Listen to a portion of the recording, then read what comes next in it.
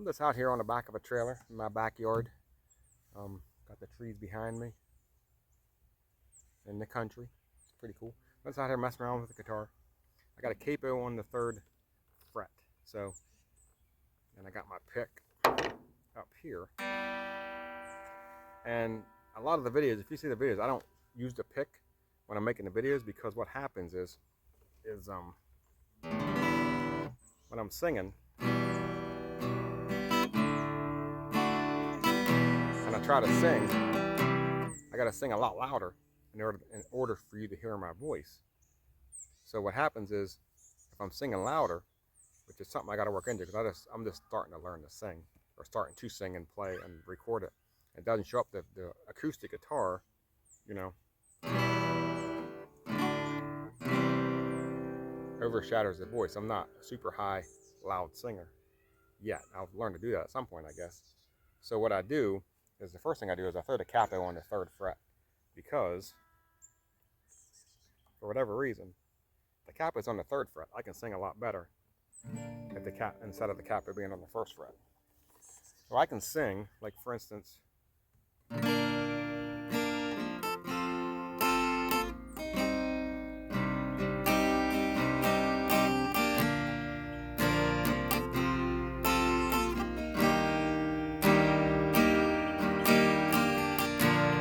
Mama, take this bag from me. I can't wear it anymore. So that's, to me, it sounds like the guitar is way louder than my voice. Now, it might not be. It might be turning out fine on the video. I'll have to go back and watch it. But because of that reason, I just use my thumb, and it's not as loud.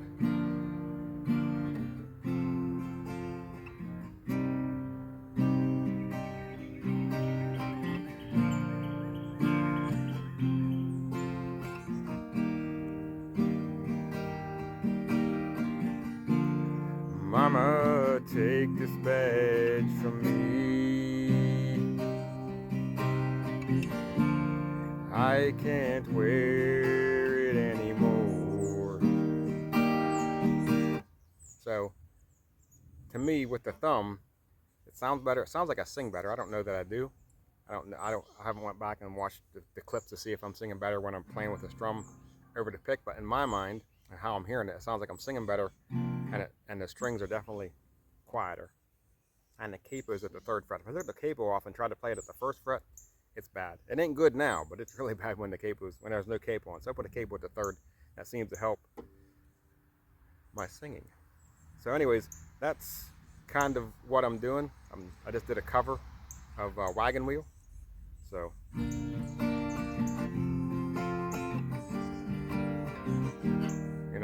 so I did that cover. So that's if it isn't out yet, it should be out the next video. I think it's already out though, so you can check that one out.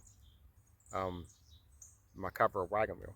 Anyway, what I'm mainly doing, I did a cover, but I'm mainly just working on chord progressions. So I'm writing songs, and so I just kind of go through and just kind of mess around. Like I said, I don't know, like, I know your basic open position chords. That's about it. I can't do bar chords. I mean, I can try to do a bar chord. I know how to do it. And that doesn't sound bad, but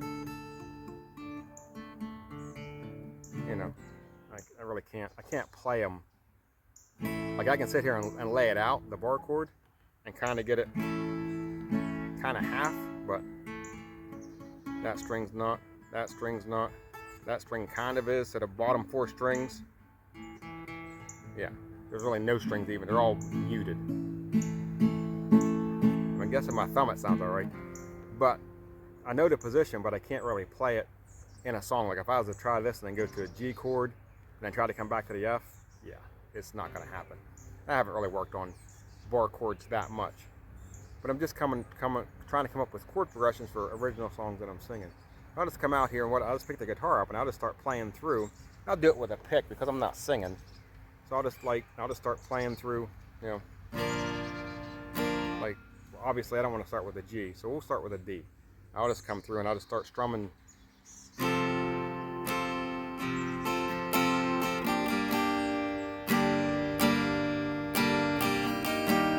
Now that sounds pretty familiar, so I don't want to use that. I'm not trying to steal anyone's idea or anything, so let's try an A minor. Let's start with an A minor.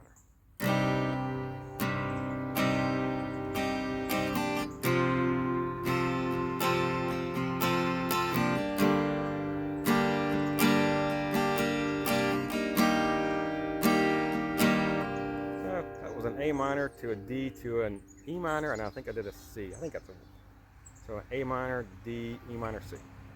Okay, that's not bad.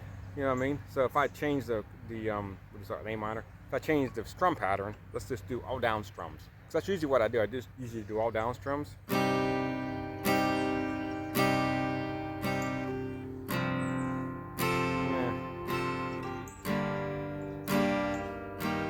if I'm going to use that in a song, then I'll just do all down strums. And once I write my lyrics, and then I start playing the lyrics, I kind of let the lyrics and the chords kind of like flow, and then I just come up with whatever chord progression. That's how I come up with the melody too. Just kind of, which I don't really know how to come up with melody, but basically I'll just start playing chords, and I'll start singing. You know, if I'd have wrote "Knock on Heaven's Door," say I'd have wrote that song, say I would have. So and my chords would have been G, D, A minor. I'd just use downstrokes like this. You know what I mean?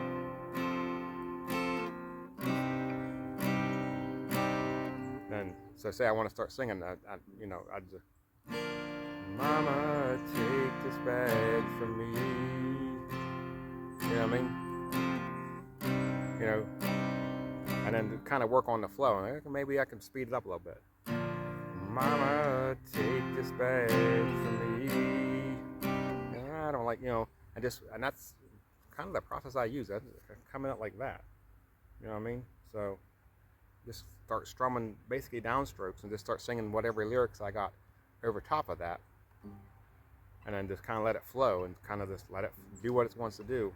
As I start playing through the chords and changing the way the lyrics are ran, changing the way everything like that, it's kind of like my process. And that's kind of how I write songs. And I start with coming up with a chord progression. So I just come up with I just sit down and, you know, I don't got a lot of chords to pick from. I mean, I know a G major, I know a D, an E minor, a C, an A minor, an A, and an E. That's about it. An F, I can play an F sometimes I can't. That's the number of chords that I can choose from. A C add 9.